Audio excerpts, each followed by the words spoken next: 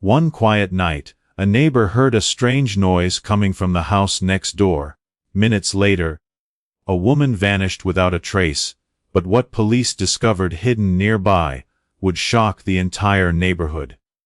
Maple Street was known as one of the quietest neighborhoods in the small town of Brookfield. The houses were neat and tidy, each with trimmed lawns and warm porch lights that turned on every evening. It was the kind of place where children rode their bikes in the afternoon, and neighbors greeted each other with friendly waves. Nothing unusual ever happened there. At least, that's what everyone believed. Daniel Harper had lived on Maple Street for over 20 years. At 65 years old, he had recently retired from his job as a high school history teacher. His life was simple and peaceful. Every evening, he followed the same routine. Dinner at 7, a short walk around the block, and then a few hours of television before bed. On that particular Thursday night, everything seemed perfectly normal. The clock on Daniel's living room wall showed 11:47 p.m. The only sound inside the house was the low volume of the television playing an old crime drama. Outside, the street was silent. Most of the houses had already turned off their lights, and the neighborhood looked calm under the dim glow of the street lamps. Daniel leaned back in his chair and reached for his cup of tea. Then suddenly, tee-shooty. The loud noise broke the silence like a hammer striking the floor. Daniel froze. The sound had come from next door. He muted the television and sat perfectly still, listening carefully. For a moment, there was nothing, just silence. Daniel frowned and slowly turned his head toward the window that faced the neighboring house. The house belonged to Laura Bennett. Laura had moved into the neighborhood about 6 months earlier. She was in her early 30s and worked long hours, so Daniel rarely saw her except when she left for work in the morning. She seemed quiet and polite. Whenever they crossed paths, she would smile and say hello, but she mostly kept to herself. Daniel had never noticed any problems with her. But tonight felt different. Just as Daniel was about to turn his television back on, he heard another sound. This time it was softer. It sounded like voices. He couldn't hear the words clearly, but it definitely sounded like two people arguing. Daniel leaned closer to the window. That was strange. As far as he knew, Laura lived alone. Then suddenly, "Siars," the sharp sound of glass shattering echoed through the night. Daniel's heart began to beat faster. Something was definitely wrong. He stood up slowly and walked toward the window. Pulling the curtain aside just a little, he looked outside. Laura's house looked darker than usual, but the upstairs bedroom light was still on. Daniel noticed something else that made his stomach tighten. The front door of Laura's house was slightly open. It moved gently in the night breeze, creaking back and forth. That wasn't normal. Laura was always careful about locking her doors. Daniel kept watching, expecting someone to step outside, but no one did. The street remained completely empty. Then he heard one more sound, a faint noise that almost sounded like someone crying. Daniel stepped away from the window and rubbed his forehead nervously. Maybe it was nothing. Maybe Laura had just dropped something or broken a glass. But the argument, the door, the crying, something about it didn't feel right. Daniel looked down at his phone, sitting on the coffee table. His hand hovered over it for a moment.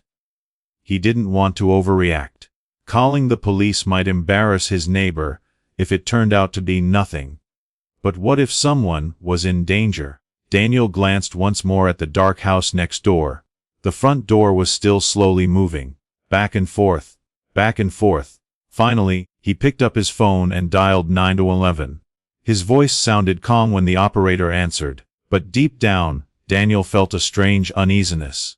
Because whatever had happened inside Laura Bennett's house that night was only the beginning of a much darker mystery hiding on Maple Street. The quiet of Maple Street didn't last long after Daniel Harper made the call. Just 10 minutes later, the distant sound of sirens cut through the still night. The flashing red and blue lights of two police cars soon appeared at the end of the street. slowly making their way toward Laura Bennett's house. Daniel stood near his living room window, watching carefully through the curtain. The police cars stopped in front of Laura's home. Their lights painted the peaceful street with bright flashes of color. A few porch lights turned on in nearby houses as curious neighbors woke up and looked outside. Two officers stepped out of the first patrol car. Officer Mark Jensen and Officer Carla Ruiz had been on duty together for years. They were used to responding to late-night calls, but something about this quiet street made the situation feel unusual. Daniel's voice had sounded calm on the phone, but the details he described, an argument, breaking glass, and a door left open, were enough to concern them. The officers approached the house slowly. Laura's front door was still slightly open, just like Daniel had said. The porch light flickered softly above them. Officer Jensen knocked firmly on the door. "Police department, is anyone inside?" No response. He knocked again, louder this time. Still nothing. Officer Ruiz pushed the door open gently, and it creaked as it swung wider. The officers exchanged a quick look before stepping inside. The living room looked normal at first glance. A couch sat neatly against the wall. A small coffee table in front of it, and a television mounted across the room. Everything looked clean and organized, but as they moved farther into the house, small details began to stand out. A glass lay shattered on the kitchen floor. Tiny pieces sparkled under the light.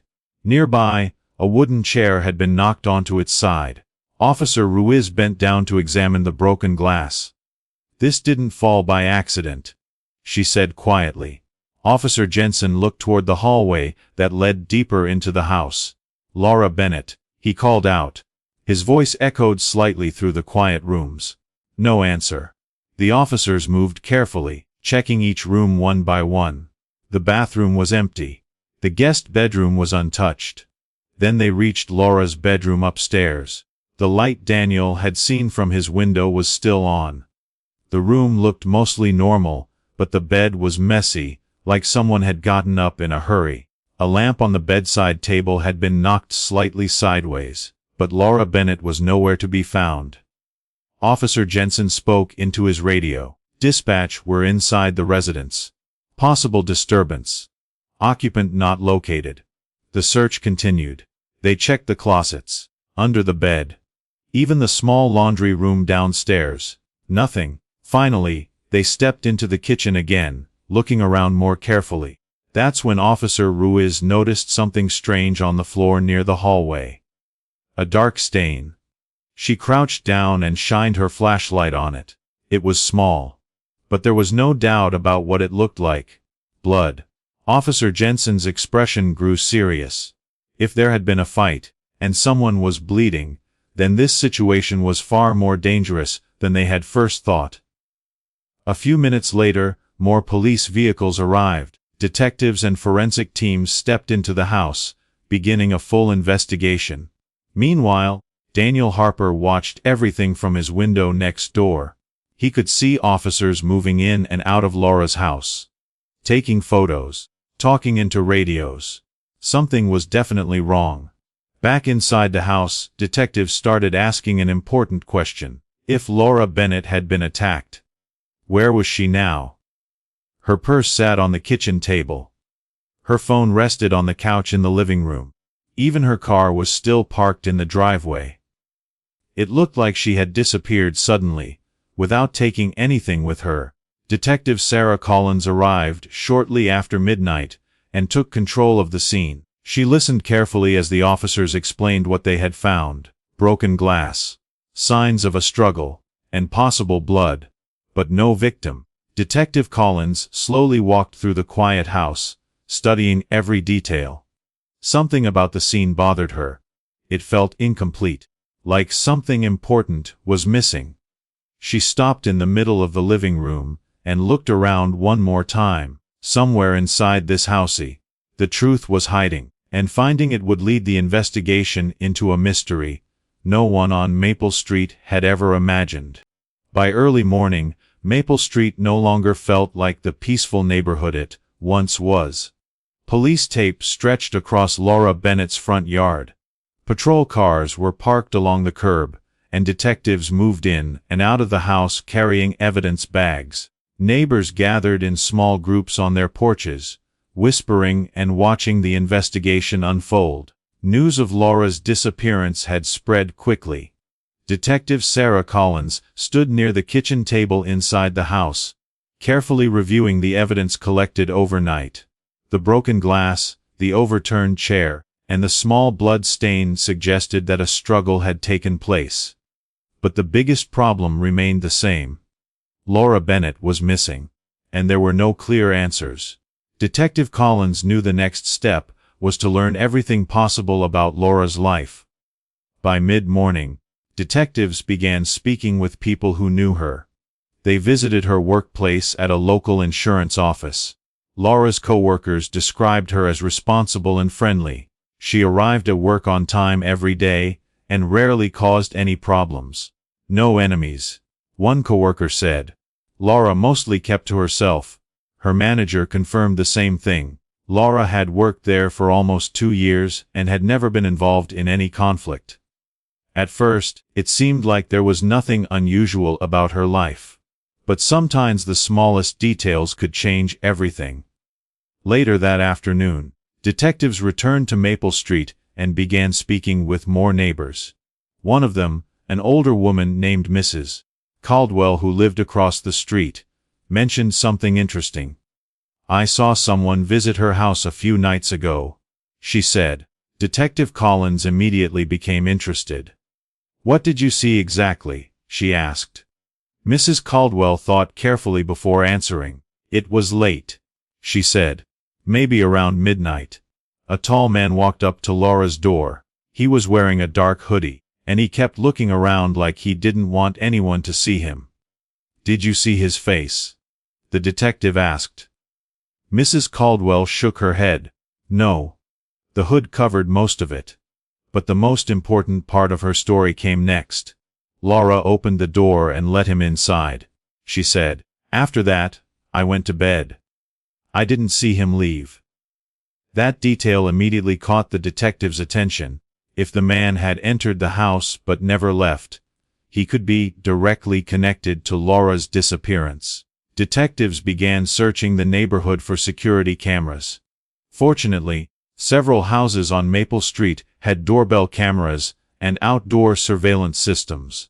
Within hours, they found footage from a camera across the street. The video showed the quiet street late at night. At exactly 11:58 p.m., a tall figure appeared at the edge of the frame. The man walked slowly toward Laura's house. Just like Mrs. Caldwell described, he wore a dark hoodie and kept glancing behind him as if he were nervous. He stepped onto Laura's porch and knocked on the door. A few seconds later, Laura opened it. The two exchanged a few words, though the camera had no audio. Then Laura stepped aside and allowed the man to enter the house. The door closed behind them. Detective Collins watched the footage several times. "Do we see him leaving?" she asked. One of the officers shook his head.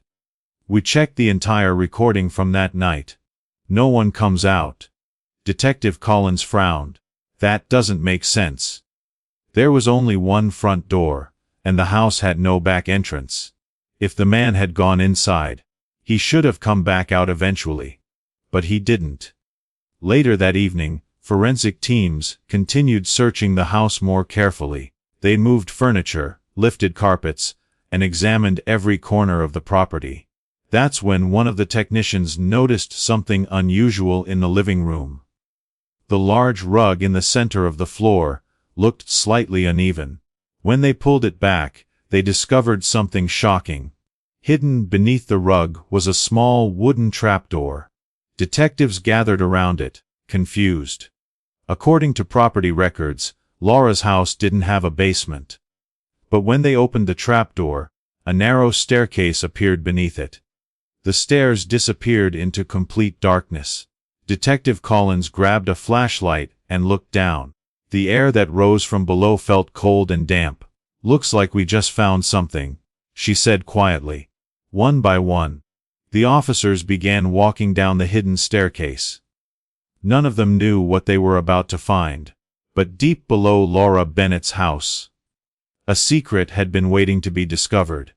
The narrow staircase creaked softly as the detectives carefully made their way down into the hidden basement. The air below felt cold and damp, carrying a faint smell of dust and metal. It was clear that this space had been hidden for a very long time. Detective Sarah Collins stepped down first, holding her flashlight tightly in her hand. The beam of light moved slowly across the dark room. The basement was larger than anyone expected. Concrete walls surrounded the space, and old wooden support beams stretched across the low ceiling. A single light bulb hung from a wire above the center of the room. Officer Jensen reached up and flipped the switch on the wall. The bulb flickered twice before turning on. The dim yellow light revealed something surprising. This basement was not abandoned. Someone had been using it. In the middle of the room stood a metal table. It looked like the kind used in workshops or storage areas.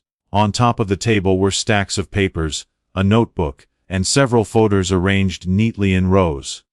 Detective Collins slowly approached the table. "Looks like someone set up an office down here," she said. Officer Rees opened one of the folders carefully. Inside were photographs, but they weren't normal photographs. Each picture showed a different person. Some were taken outside grocery stores. Others showed people walking down sidewalks or entering their homes. It looked like the pictures had been taken secretly, from a distance. "Are these random people?" Ruiz asked.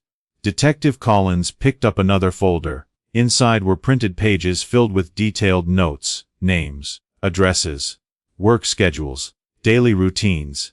It looked like someone had been studying these people carefully, watching them, tracking their lives. "This isn't random," Collins said quietly. "Someone has been spying on them." The detectives continued searching the basement. Along one wall stood a tall metal storage cabinet secured with a small lock.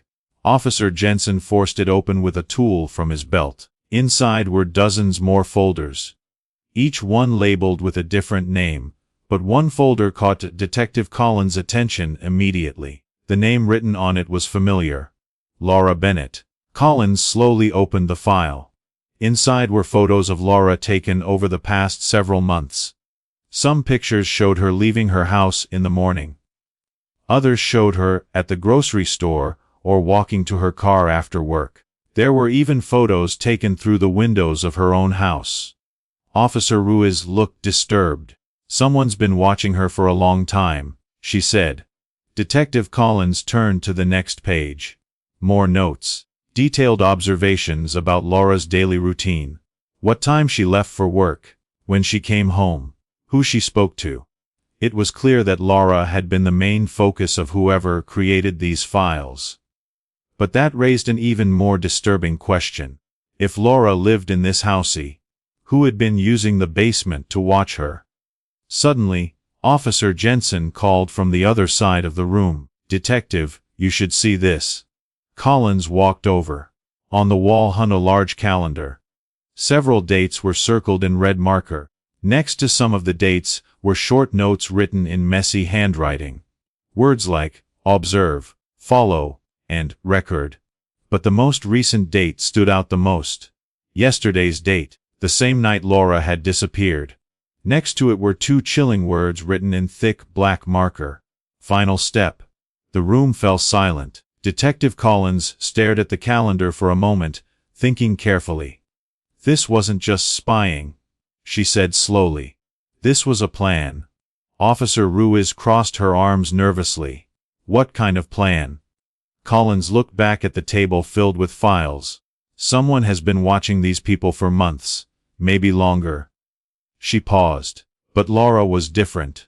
The file with Laura's name was much thicker than the others. More photos, more notes, more details. Whoever had been using this basement had been especially interested in her. Then another thought crossed Collins' mind. If Laura discovered this basement, she said quietly. Officer Jensen finished the sentence. She would know someone was watching her. Exactly. And if Laura had confronted the person responsible, that confrontation could explain the struggle upstairs.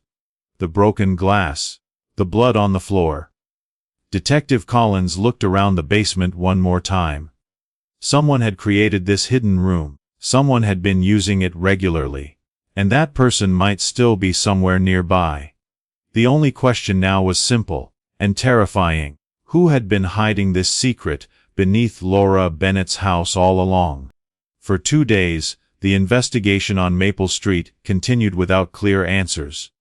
Police officers worked around the clock, searching for clues that could explain what had happened to Laura Bennett.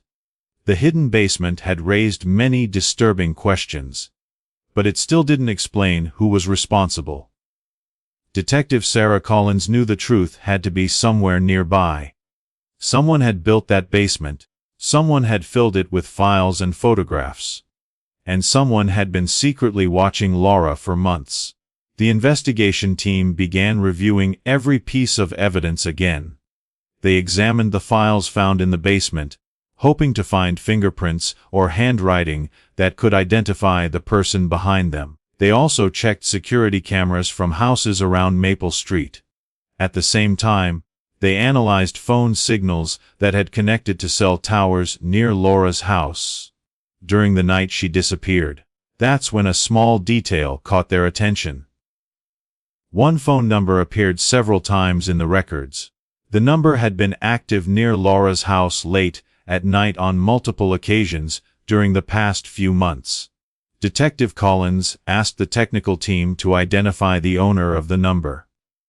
A few minutes later, the result appeared on the screen. The phone belonged to Daniel Harper, Laura's next-door neighbor. For a moment, the room was silent. Daniel Harper was the one who had called the police. He was the one who reported hearing the strange noises that night. He had seemed calm and helpful when officers spoke with him. But the phone records suggested something very different. His phone had been close to Laura's house many times during late hours when she wasn't home. Detective Collins frowned. "Run a background check on him," she said.